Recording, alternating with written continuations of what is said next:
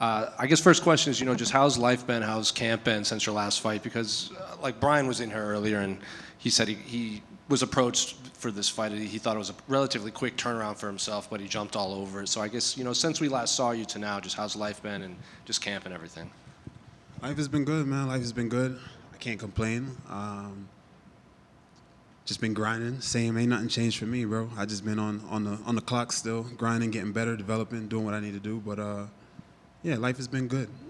I would have loved a potentially ranked opponent, but you know what it is for me. I gotta keep working.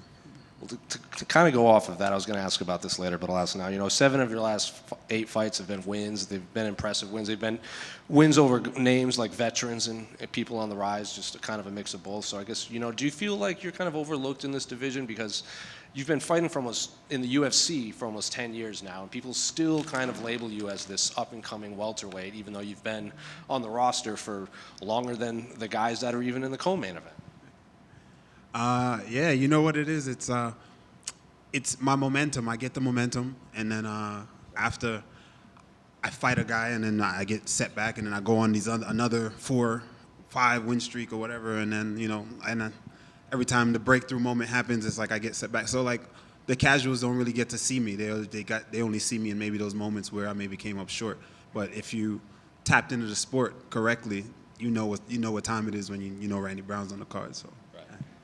Bryan was in here, and since his last fight, when he did that speech after his win in Paris, he feels like he's never been more kind of like he's done more media obligations. There's been more posting about him. He's generated more buzz since that moment. So while he might not be ranked, do you view Bryan as a guy that's maybe can get you that buzz around your fights because of how popular he is right now?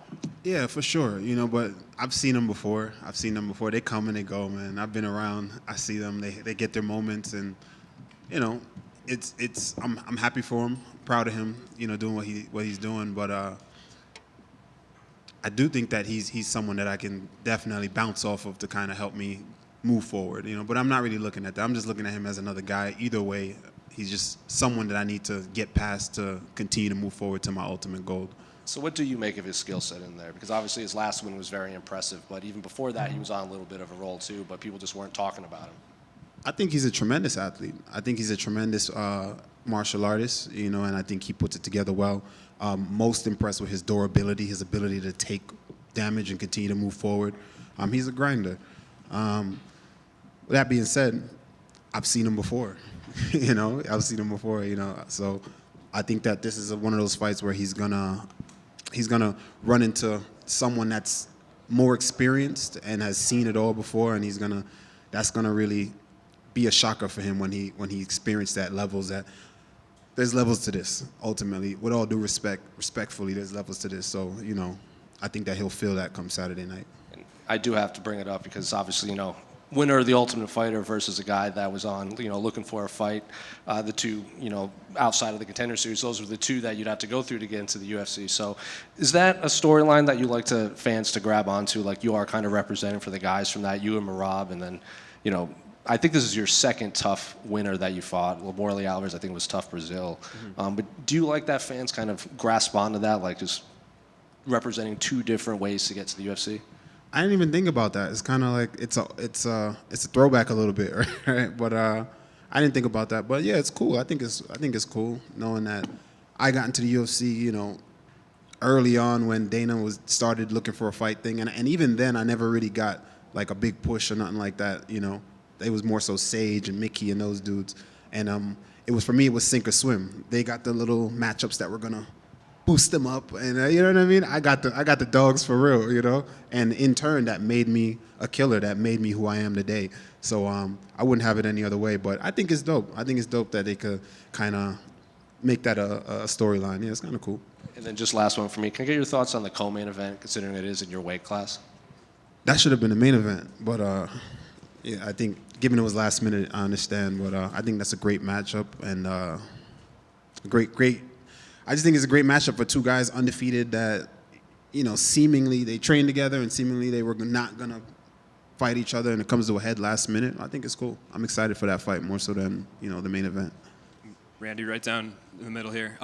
You were linked to a matchup with Carlos Prates, it seemed like. I guess what happened there? Why did it ultimately not happen?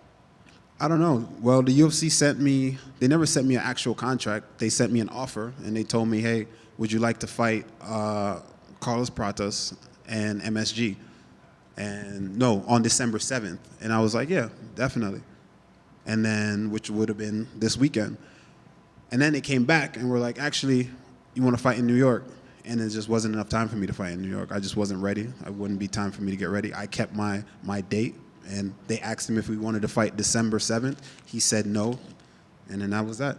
Is that one that you'd like eventually to happen? I don't know if you heard, like before his last fight, I believe he made a comment about you being easy money. Yeah, he knows that's not true. He's just talking shit. He knows that's not true. What do you think? Me or Magny? Who do you think is the harder fight? Who do you think's the harder fight? Yeah, everybody turned to look at him and see what he was going to say. I say what you going to say. Who do you think is the hardest fight? Go ahead. I mean, I think you posed a lot of some different threats for him. I mean, Me and Magny striking. are the same, bro. Me and Magny, stop that. Just stop it. Stop the bullshit. Me and Magny is not the same. No Magny catching strays here. It is what it is. I tried to fight Magny for years, and now he's on a decline. It's like me and Magny are not the same. And Prates got his hype. He's coming along right now. He's a good fighter. Shout out to him. But again, this game is. I've been in this game for how long, right? There's a reason I'm still here. There's a reason. Never lost 2 fights in a row. Always showing up. Always putting on his performances. It's just these guys. They come and they go, man. Let's see where he's at next year. Let's see what happens. 2-3 years from now, let's see where he's at. Brandy, you come from humble beginnings. You were on the basketball team for Old Harbor High School. Ah. Could you share a couple memories from that team? That's crazy. That's a throwback. How you know that? I saw it on your Instagram, did a little This research. guy digging deep. Yeah, man, a lot of people don't know. I mean, they know my roots to Jamaica and all that. I grew up in Jamaica. You know, I moved there when I was 1 year old. People think that, you know, I'm a Springfield, Massachusetts kid, but I'm really not. You know, I was born in Springfield, Massachusetts, and then I got sent to Jamaica when I was a toddler at the age of 1. And I've been in Jamaica from 1 to 17 or 18, and you know, I moved back here ever since. I've been going back and forth. So I went to Old Harbor High School. You know, a lot of memories. You know, a lot of friendships and family in Jamaica. You know, so you know, Jamaica is near and dear to me. And yeah, I played basketball. I was on a basketball team in Jamaica, Old Harbor High School. You know, shout out Gandhi. You know, just big up all of my people. I mean, I do all the time. So yeah, that's it. Love that. And last year, you and Johanna Jędrzejczyk visited a hospital full of children with cancer to give them hope. Do you have any charity goals going forward for the future?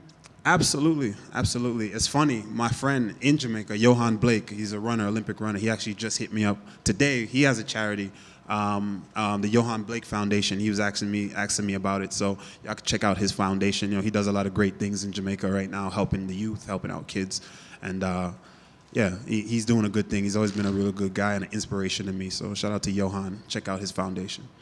Speaking of Jamaica, you and Aljo have a big opportunity to put Jamaica on the map again tonight or this weekend. How does that feel, and what type of statements you two are looking to make to put Jamaica on an even bigger platform? It's cool, man. You know, the sport in Jamaica is growing. It's growing tremendously, and there's a few pioneers, guys like myself, you know, guys like Aljo, you know, that the kids look up to, you know, and it's cool knowing that we're both on the card, you know, and that we can kind of set a precedent and kind of show kids that, hey, you can do this. It's not impossible. Even though we had to come to America, I think that you can do it from there. And my goal ultimately is to kind of set up a foundation there, whereas we can actually, you know, start some gyms and get the kids really going and start programs so that they can actually come to the UFC without having to leave Jamaica.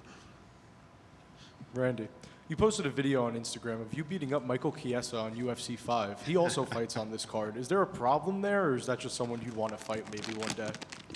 Y'all always ask me, why you asking me about Chiesa, bro? Fuck Chiesa.